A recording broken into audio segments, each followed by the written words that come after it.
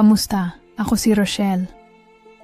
Nais ko lang simula ng kwento ko sa pamamagitan ng mga alaala ng aking pagkabata. Siguro, may mga bahagi ng nakaraan ko na hindi ko kayang kalimutan. Mga bagay na hanggang ngayon, tuwing naiisip ko, ay may kumikirot sa dibdib ko. Lumaki ako sa isang bahay na puno ng pagmamahal, ngunit may kabuntot na takot. Mahal na mahal ako ni Mama. Halos araw-araw siyang nandyan sa tabi ko. Tinutulungan akong mag-aral, nag-aalaga sa akin.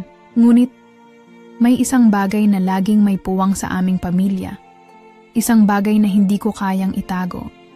At iyon ay si Papa. Si Papa, hindi siya malakas magsalita. Hindi siya marahas.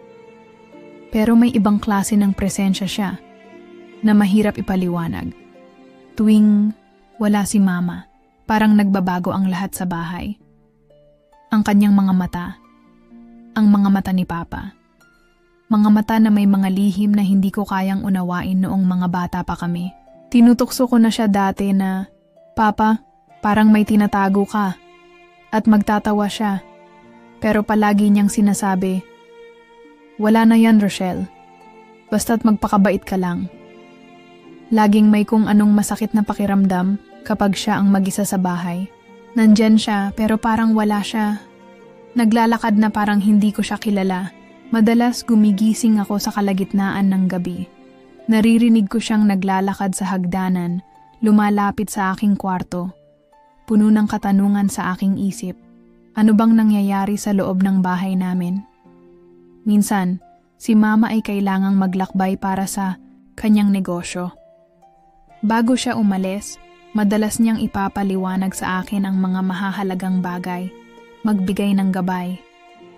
Pero sa mga gabing iyon, tuwing wala siya, may iba ng pakiramdam sa bahay. Nakakasulasok ang katahimikan, at sa bawat paghinga ko, nararamdaman kong may matalim na mga mata na nakatingin sa akin. Hindi ko maintindihan kung bakit, pero tuwing wala si Mama, naiiba ang pakikitungo ni Papa sa akin.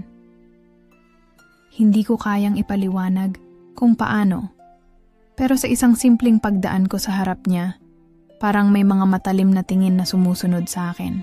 Lalo na kapag ako ay naka-leggings o may shorts, ramdam ko ang pagdampi ng tingin niya sa bawat bahagi ng katawan ko. Ang katawan ko, hindi ko kayang kontrolin. Parang may init na dumadaloy sa aking mga veins. Magkaiba ang mga pakiramdam na iyon. Nandyan ang takot. At may ibang bahagi sa akin na hindi ko kayang ipaliwanag. Ang mga kamay ni Papa, minsan dumadampi sa aking balat nang hindi ko inaasahan. Halimbawa, kapag naghuhugas ako ng pinggan, mararamdaman ko ang dahan-dahang pagsayad ng kanyang mga daliri sa aking batok o sa aking likod. Walang salita, pero parang may dinig na humahampas sa aking tenga. Parang may isang bagay na nagbabalot sa bawat galaw ko. Kahit na magkasama kami sa loob ng bahay, hindi ko maipaliwanag ang takot na namumuo sa aking puso tuwing wala si Mama. Pero higit sa lahat, may mga pagkakataon na hindi ko kayang baliwalain ang mga ganitong pakiramdam. Laging may kaba sa dibdib ko tuwing hindi siya nakikita, at kapag dumaan siya, ang mga mata niyang hindi ko maintindihan ang ibig sabihin, lalo na kapag ako lang at siya ang magkasama sa loob ng bahay. Laging may isang mahirap na katahimikan sa hangin. May mga pagkakataon na nagtatanong ako sa sarili ko, bakit ganito? Hindi ko kayang sabihin kay Mama ang nararamdaman ko. Natatakot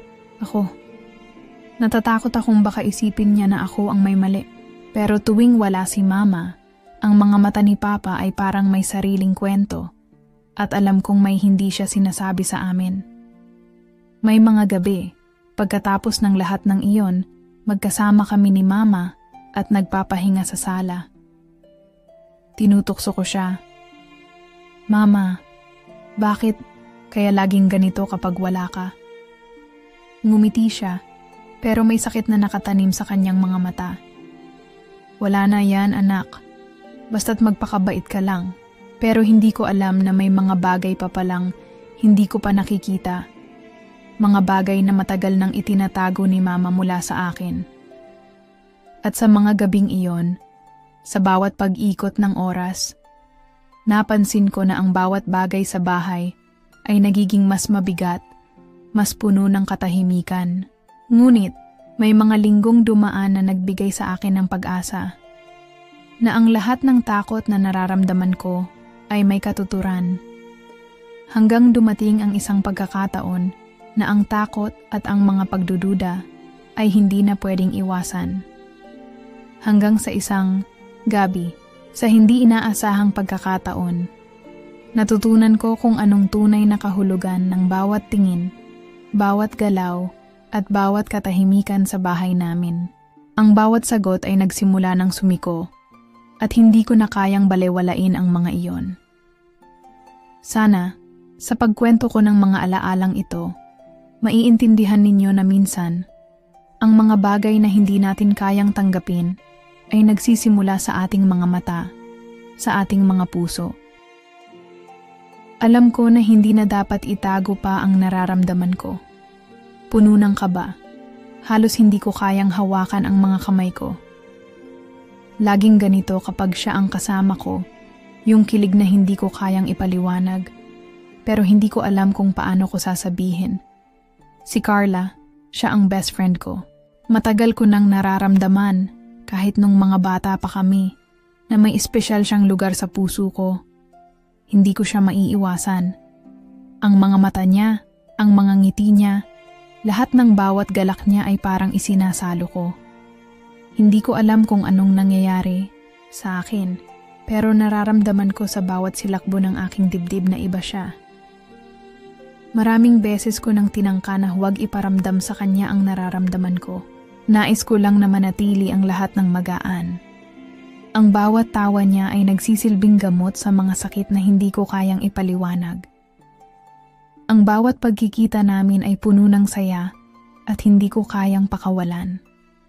Pero sa mga gabing ito, may mga pagkakataon na hindi ko na kayang pigilin ang puso ko.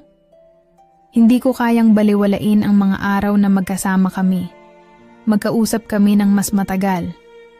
Alam ko na may nararamdaman ako at napapansin kong siya rin ay may mga hinala na. Isang gabi, pagkatapos ng matagal, nakwentuhan, nagkatinginan kami.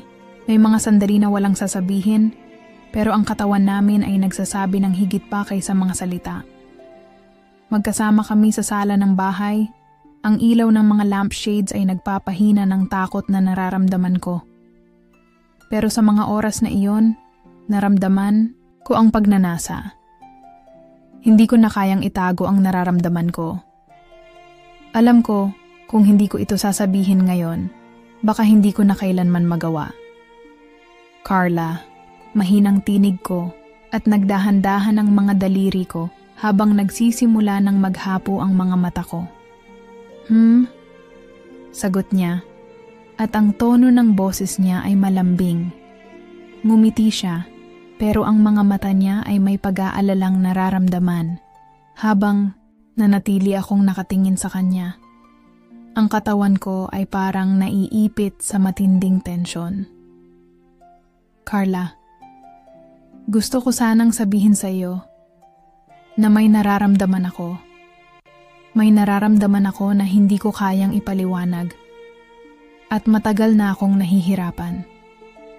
Tumahimik siya. Hindi siya agad sumagot. Tumingin siya sa akin at napansin ko ang mga mata niyang malalim, hindi ko mabasa. Parang may pagsisisi. Ngunit hindi ko malaman kung ano ang ibig sabihin nito. Rochelle? Anya, at tumagilid siya.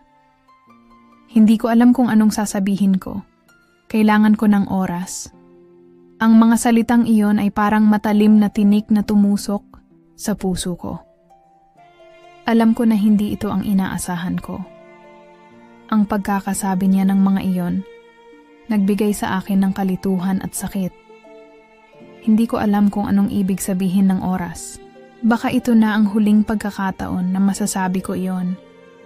Ang katahimikan ay kumalat sa paligid namin at ang mga tingin namin ay puno ng tanong. Naalala ko na hindi ko pa nararamdaman ang ganitong sakit sa dibdib, na parang may isang malaking bato na nagpapabigat sa puso ko.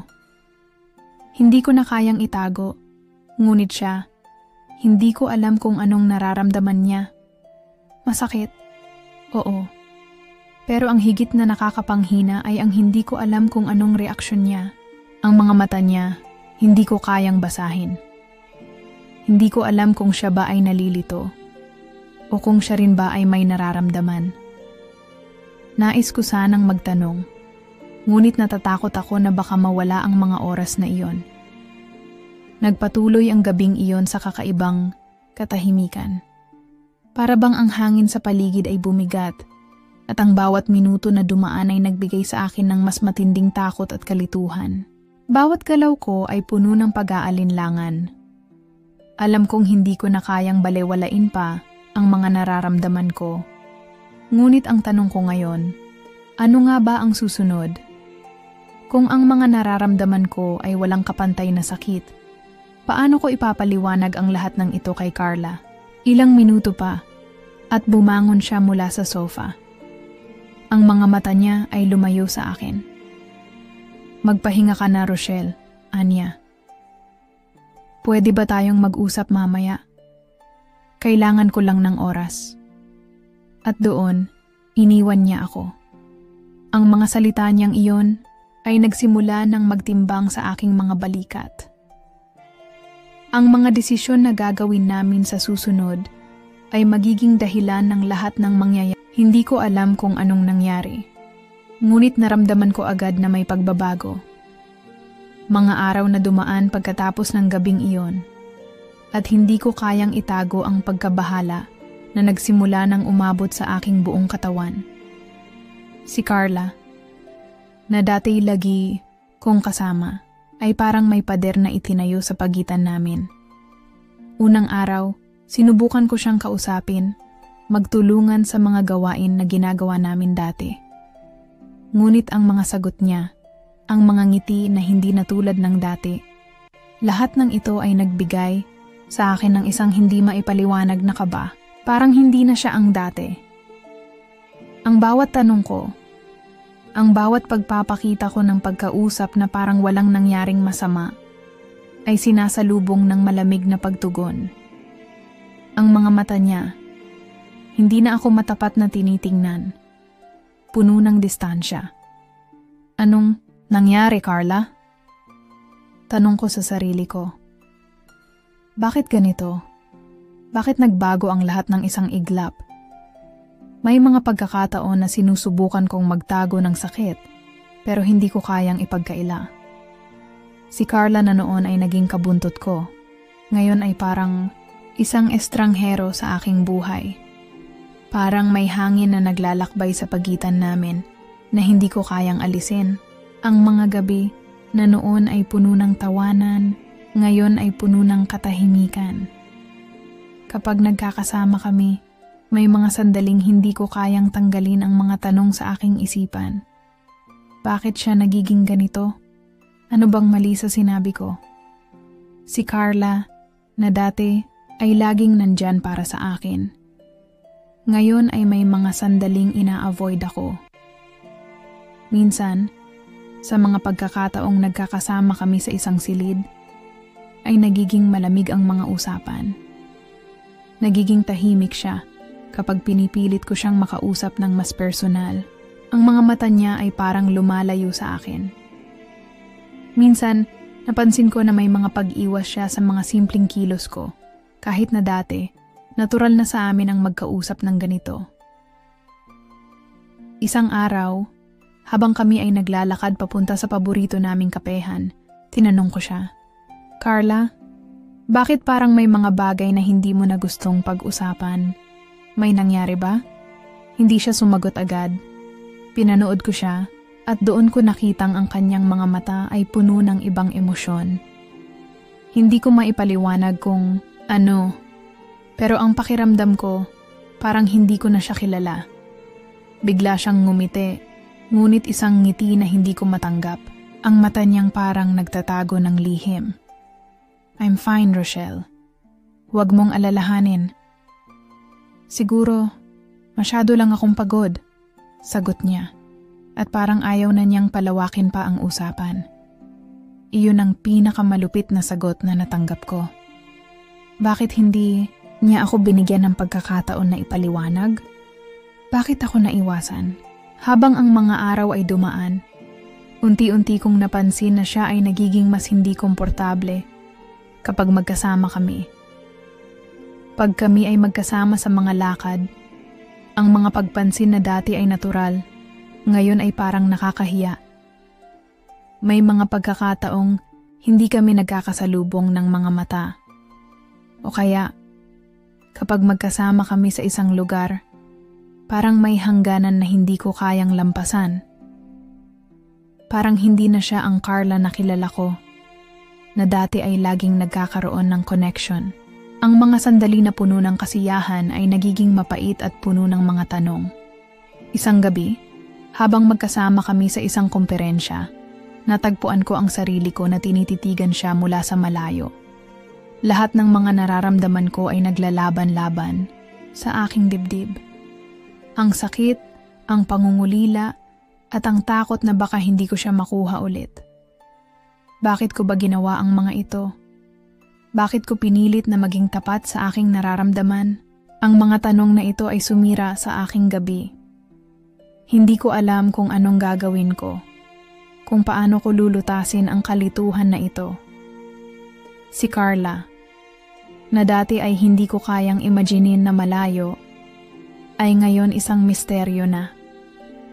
Ang mga simpleng pagkilos na nagbigay sa akin ng saya ay ngayon ay nagsisilbing pahiwatig ng distansya na hindi ko kayang sukatin. Kahit na patuloy kong iniisip kung anong nangyari, parang hindi ko pa rin kayang tanggapin ang tunay na kalagayan namin. May mga gabi na ako'y nawawala sa aking mga iniisip at napapansin ko na may hangganan na rin ang mga pagtingin ko sa kanya. Hindi ko alam kung anong kasunod, kung ito ba ang magiging dahilan para magtapos ang aming pagkakaibigan. Ngunit isang bagay ang sigurado ko, ang sakit na dulot nito ay hindi ko kayang alisin ng madali. Buwan ang lumipas mula nang mangyari ang lahat ng iyon. Ngunit ang mga epekto ng aking confession ay patuloy na bumabagabag sa akin. Nagsimula na akong mapansin ang mga pagbabagong unti-unti ay pumapaligid sa aking buhay. Ang mga kaibigan ko, na dati lagi akong kasama, ay nagkaroon ng distansya. May mga pagkakataong hindi ko na sila maramdaman sa aking paligid at ang pagkakahiwalay na unti-unti ay lumalala. Ngunit hindi lang iyon ang nagbago. May isa pang tao, isang pangalan na dati matagal ko nang nakalimutan, ang muling pumasok sa aking buhay. Si Ryan. Siya ang isa sa mga taong dumaan sa aking buhay na iniwasan ko na. Noong mga nakaraang taon, kami ay nagkaroon ng espesyal na relasyon. Ngunit hindi ko alam kung anong nangyari at bigla na lang naglaho ang lahat ng iyon. Hindi ko na siya inisip, ngunit ngayon, muling nagbalik ang kanyang mga alaala at mas matindi kaysa dati. Si Ryan, na dati ko nang minahal, ay muling nagpakita sa harapan ko ng hindi inaasahan. Sa unang pagkakataon, naramdaman ko na parang nabuhay ang isang damdamin na matagal ko nang pinatay. Si Ryan, na may mga mata na puno ng emosyon, ay dumating at tinanong ako kung anong nangyari sa buhay ko, kung paano ako ngayon. Ang mga tanong niya, bagamat mabait, ay nagdala ng mga alalahanin na matagal ko nang kinalimutan. Hindi ko inaasahan ang biglaang muling pagkikita namin at ang mga pangyayari ay nagsimulang maghalo sa mga damdamin ko. Habang kami ay magkasama, parang may mga lumang alaala na muling buhay, mga alaala na nakatago sa ilalim ng aking mga saloobin, ang mga gabing puno ng tawanan at ang mga pag-uusap namin tungkol sa hinaharap ay muling sumik sa aking isipan. Ngunit ang mga alaalang iyon ay nagdulot ng kalituhan sa aking puso. Rochelle, Matagal na, di ba? Tanong ni Ryan habang tinitingnan ako ng malalim.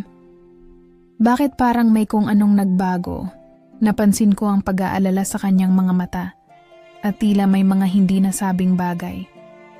Ang mga salitang iyon na puno ng emosyon ay nagbigay sa akin ng kalituhan.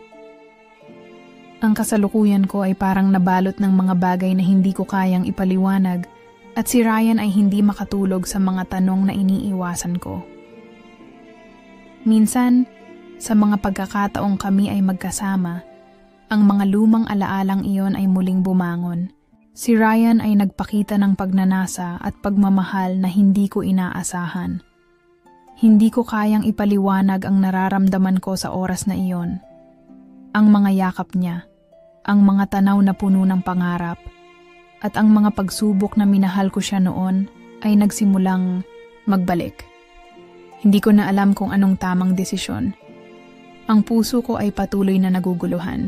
Si Ryan, na nagdala ng mga alaala ng nakaraan, ay nagbigay sa akin ng pakiramdam na parang may pagkakataon pa para sa amin. Ngunit sa kabilang banda, si Carla ay patuloy na naging malamig. Hindi ko alam kung paano ko haharapin ang parehong mga damdamin, ang mga alaala kay Ryan, at ang sakit na dulot ng aking confession kay Carla. Habang ang mga oras ay dumadaan, parang ako ay nahulog sa isang limbo. Hindi ko kayang tanggalin si Ryan sa aking isipan. Ngunit hindi ko rin kayang kalimutan si Carla. Ang puso ko ay nahulog sa pagitan ng dalawa. At ang bawat desisyon ay parang isang pagpili sa pagitan ng pagmamahal sa nakaraan at ng mga pangarap na naglaho. Ang mga emosyon ko ay nagsimulang magsalubong at ang mga galit at pangarap ko ay nagiging isang masalimuot na kwento. Minsan, sa mga pagkakataon na magkasama kami ni Ryan, may mga galak na muling bumangon sa aking katawan. Ang mga halik niya na minsan ay nagbigay saya sa akin, ay nagbabalik ng mga tanong. Hindi ko kayang kalimutan si Carla. Ngunit ang mga matamis na salitang iyon mula kay Ryan ay nagbigay sa akin ng lakas. Naguguluhan na ako. Mahal ko. Bakit parang ako lang ang nakakaramdam ng lahat ng ito? Ngunit parang ang mundo ko ay pumuputi at napapaligiran ng mga taong hindi ko kayang masaktan.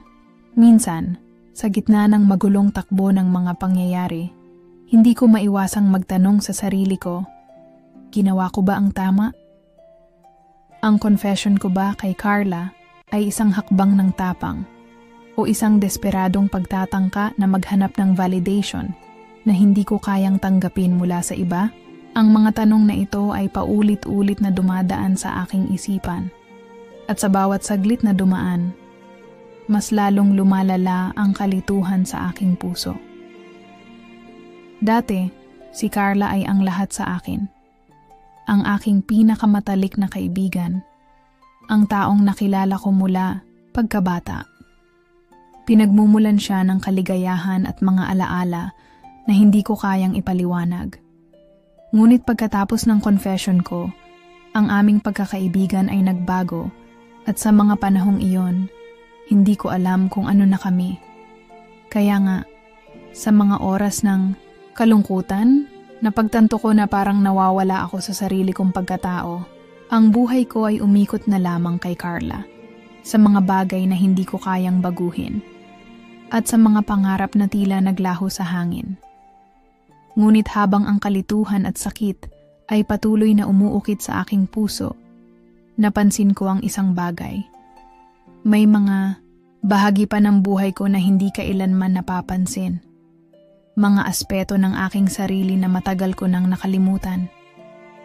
Hindi lahat ng saya ay nakatali sa pagmamahal. Hindi lahat ng kaligayahan ay nagmumula sa mga romantikong relasyon. Napagtanto ko na may mga bagay pa akong kayang gawin para sa sarili ko.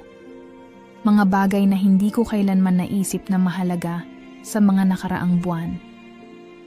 Dati, ang lahat ng aking oras ay inilalaan ko para kay Carla, para sa aming pagkakaibigan at mga pangarap na magkasama. Ngunit ngayon, binibigyan ko ng pansin ang mga bagay na dati ko lang tinitingnan sa malayo. Nagsimula akong magbasa ng mga librong matagal ko nang gustong basahin, pumunta sa mga lugar na hindi ko pa napuntahan, at maghanap ng mga bagay na magbibigay sa akin ng saya na wala akong inaasahang ibang tao. Minsan, napapaisip ako, ano nga, ba ang halaga ko bilang isang tao na wala nang kasamang ibang makakapansin? Ang mundo ko ay hindi dapat umiikot lang sa isang tao. Dapat ko ring matutunan na mahalin ang sarili ko bago ang ibang tao. Napagtanto ko na baka nga may mga bagay akong kailangan pang matutunan. Hindi lang tungkol sa relasyon, kundi pati na rin sa kung paano ko dapat pahalagahan ang sarili ko at ang mga layunin ko sa buhay. Habang ang mga araw ay lumilipas, nagiging mas malinaw sa akin na hindi ko na kayang umasa lang sa ibang tao para makahanap ng kasiyahan. Hindi ko na kayang maghintay sa mga salitang hindi ko pa naririnig. Si Carla ay isang bahagi na lang ng aking nakaraan at kailangan ko nang magpatuloy, hindi dahil sa siya ay wala na sa buhay ko, kundi dahil ang sarili ko ang pinakamahalaga. Tinutulungan ako ng mga simpleng bagay upang muling matutunan kung paano maging masaya ng mag-isa.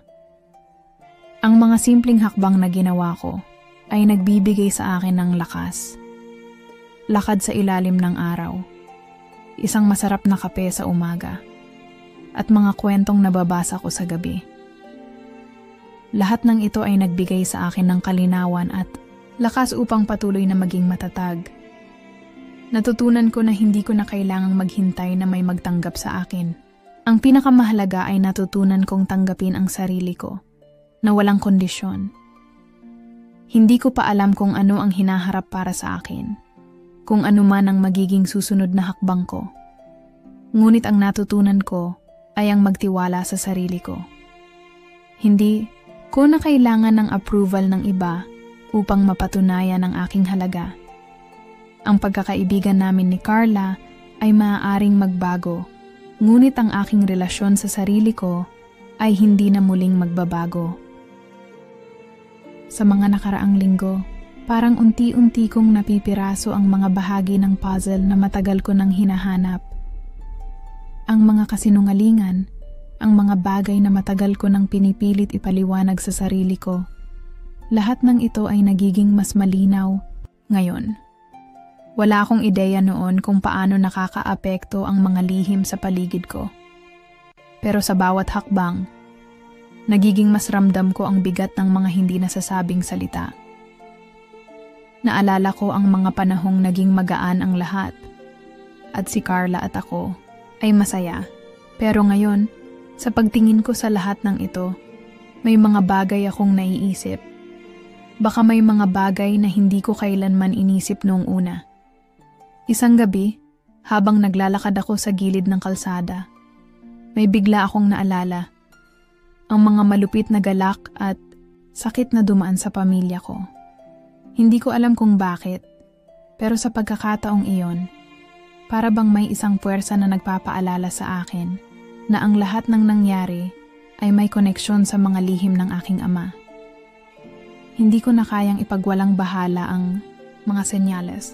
Nalaman ko na si Carla, sa mga hindi ko inaasahang pagkakataon, ay naging bahagi ng isang mas malalim na koneksyon sa pamilya ko, isang koneksyon na hindi ko pa nauunawaan noon. Si Carla ay hindi lang isang matalik na kaibigan, siya ay tila isang saksi sa mga nangyaring mali sa buhay namin. Lahat ng hindi ko nakikita, siya ay nagiging bahagi ng larawan. Kaya pala siya naging malayo, kaya pala siya nagbago. Hindi dahil sa mga nararamdaman niyang masama sa akin, kundi dahil sa mga hindi na ipaliwanag na takot na hindi ko nakikita. Ang aking ama na sa buong buhay ko ay nagbigay sa akin ng malupit na pagmamahal at pangako ay may mga bagay na itinatago. May mga saloobin siya na hindi ko noon kayang tanungin, mga bagay na iniwasan ko. Sa mga simpleng galit at mga pagkakataong naiwan siyang mag-isa, naisip ko lang na siya ay isang mabigat na tao. Isang ama na may sariling mga laban na hindi ko kayang unawain. Pero habang ang mga piraso ng kanyang buhay ay nagiging buo sa mga mata ko, natutunan kong may mga malupit na katotohanan na hindi ko kayang tanggapin noon. Hindi ko akalain na ang confession ko kay Carla ay may kinalaman sa mga hindi pagkakasunduan sa aming pamilya. Ang sakit na nararamdaman ko ay mas malalim pa pala. Sa bawat lihim na natuklasan ko, sa bawat pangako na hindi natupad, napagtanto ko na mas marami pa akong kailangan maintindihan tungkol sa pamilya ko. Mas marami pang bagay ang kailangan kong kalimutan, mga bagay na magpapaluwag sa akin upang magpatuloy, at doon ko naramdaman ang pagbabago. Sa kabila ng lahat ng mga lihim at takot, hindi ko na kayang ipagwalang bahala ang lahat. Hindi ko na kayang maging biktima ng mga nakaraan. Ito na ang pagkakataon ko upang baguhin ang aking kwento. Hindi ko na kayang maging tanga sa mga pagkatalo at pagkakamali ng iba. Hindi ko na kayang ipagpatuloy ang paghahanap ng mga kasagutan sa mga bagay na hindi ko kayang baguhin. Ngayon, natutunan kong tanggapin ang aking pagkatao at ang kahinaan ko, at higit sa lahat, natutunan kong yakapin ang mga pagkatalo at magpatuloy. Ang pagbabalik loob sa mga pagkakamali ko ay isang hakbang patungo sa pagpapatawad sa sarili ko at sa iba. Hindi ko pa alam kung paano ko gagawin ang mga hakbang na yon. Pero sa pagkakataong ito, natutunan kong magtiwala na darating ang oras na magiging buo muli ang lahat. Hindi man magaan, ngunit ito ang aking paraan upang makuha ang nararapat na kaligayahan. Hindi ko alam kung paano ko sisimulan ang kwentong ito. Isang gabi, habang ang lahat ay tahimik sa bahay, may isang bagay na nagsimulang magbukas sa aking isipan. Isang bagay na nagdulot sa akin ng pagkabigla. Ang mga lihim na matagal nang itinago sa dilim ay bigla na lang sumik sa liwanag. Walang warning, walang paalala. Ngunit sa pagkakataong iyon, natutunan kong hindi lahat ng alam mo ay totoo. Nang dumating ang araw na iyon, nagsimula akong magtanong ng mga bagay na matagal ko nang iniiwasan. Bakit ang lahat ng nangyayari ay may kakaibang pakiramdam? Bakit ang mga kilos ng aking ama ay laging may kakaibang puwersa sa likod ng bawat galak at galit niya? May isang bagay na nagpapahirap sa aking puso. Isang bagay na nag-uugnay sa mga galit na nararamdaman ko sa kanya at sa mga bagay na hindi ko maintindihan. Hindi ko inisip na ang sagot na hinahanap ko ay nakatago sa isang lugar na hindi ko pa kayang tanggapin. Noong una, iniisip ko na ang lahat ng ito ay isang pagkakamali ko. Mali ako sa nararamdaman ko. Mali ako sa aking mga tanong. Pero habang nagsusuri ako ng mga detalye ng nakaraan, habang binabalikan ko ang mga hindi nasabing saloobin ng aking ina, napagtanto ko na ang lahat ng ito ay may mas malalim na dahilan. Ang ama ko, na sa tingin ko'y palaging may kontrol sa buhay namin, ay may sikreto. Isang lihim na matagal nang ipinagkait sa akin. Hindi ko inisip na ang tunay na dahilan ng kanyang mga pag-uugali ay nakatago sa mas malupit na katotohanan. Ang mga bagay na hindi ko alam tungkol sa kanya, tungkol sa aming pamilya, ay hindi lamang simpleng pagkakamali. Ang mga ginugol niyang taon ng pagtakip sa mga kasalanan ay may layunin. Upang protektahan ako, upang protektahan ang pamilya mula sa isang mas malupit na realidad. Sa bawat salita na lumabas sa kanyang bibig, sa bawat mata na nagtatago ng mga lihim, natutunan ko na ang ama ko ay hindi lang isang lalaking galit at mahigpit. Siya ay isang tao na ginugol ang buong buhay niya sa pagtatago ng isang mas malupit na katotohanan. At sa mga sandaling iyon, hindi ko alam kung ano ang susunod na gagawin ko.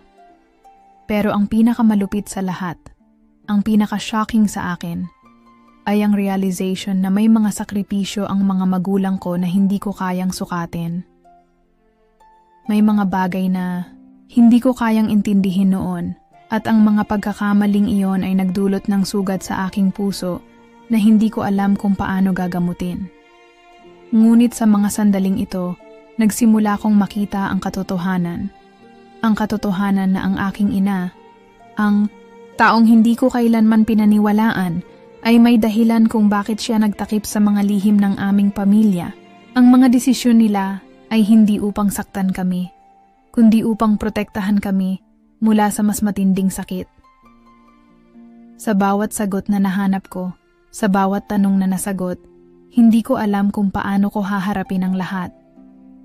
Hindi ko alam kung ano ang susunod na mangyayari. Ang mga piraso ng kwento ng aming pamilya ay nagiging buo, at sa bawat pagdagdag ng katotohanan, ang sakit ay nagiging mas matindi. Pero sa huli, napagtanto ko na wala akong ibang pagpipilian kundi tanggapin ito. Walang madaling paraan para maghilom ang sugat na ito.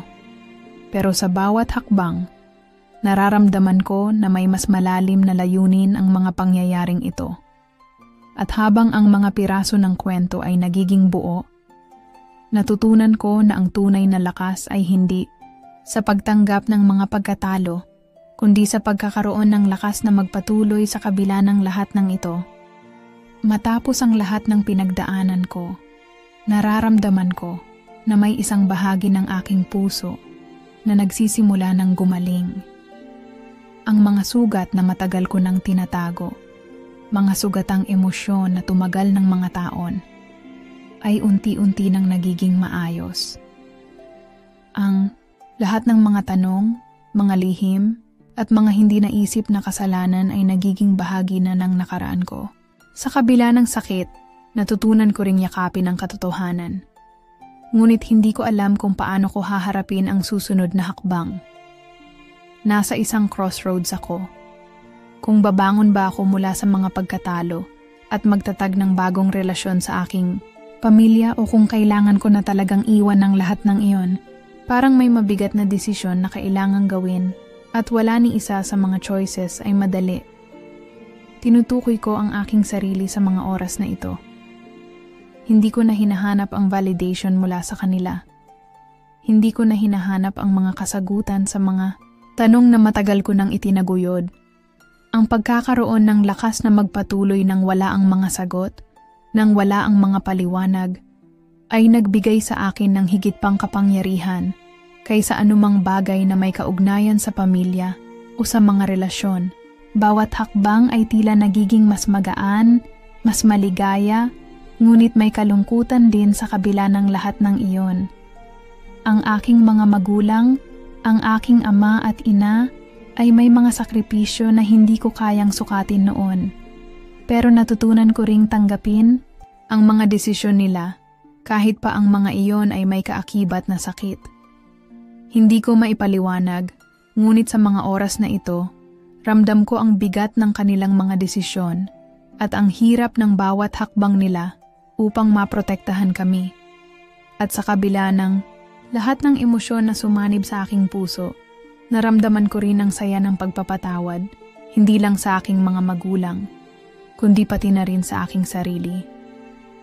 Sa mga pagkakataon na ako'y naguguluhan, nasaktan, at nawalan ng pag-asa, natutunan ko rin na may kapatawaran sa mga sarili nating pagkakamali. Ngayon, sa huling kabanatang ito, naiisip ko na wala nang mas magaan kaysa sa pagpili ng kalayaan. Ang kalayaan na hindi lang galing sa mga tanong ng nakaraan, kundi mula sa mga takot at alalahanin na dati-rati nagbabalot sa aking mga desisyon. Nasa harap ako ng isang bagong mundo, isang mundo na walang takot, walang pangarap na pilit, itinataguyod. Bago ko pa man natutunan ang lahat ng ito, nagsimula ko ng masalamin ang lakas na matagal ko nang nawawala. May mga pagkakataon pa ring sumasakit. May mga gabing maghahanap ako ng mga sagot sa mga tanong na walang sagot. Pero hindi na ako natatakot. Hindi na ako maghahanap pa. Natutunan ko na ang tunay na lakas ay nasa loob ko. Ako na ngayon ang humahawak sa aking sariling kwento. At sa bawat hakbang kong isusulong, alam ko na ang kalayaan ay hindi tungkol sa pagtakbo mula sa nakaraan, kundi sa pagtanggap at pagbuo ng bagong buhay. Nagsisimula na akong maglakbay ng mag-isa, ngunit alam ko na may mga bagong pag-asa at pagmamahal na naghihintay sa dulo ng landas. Ang aking paglalakbay ng pagpapalakas at paghihilom ay nagsimula pa. Mga kasirin, salamat sa pagtangkilik at pagtutok. Naway magsilbing inspirasyon sa inyo ang kwento na ito at magsimula tayo ng bagong paglalakbay patungo sa kalayaan at pagmamahal sa ating mga sarili. Hanggang sa muli, patuloy lang tayo sa pagharap sa buhay ng may tapang at pag-asa.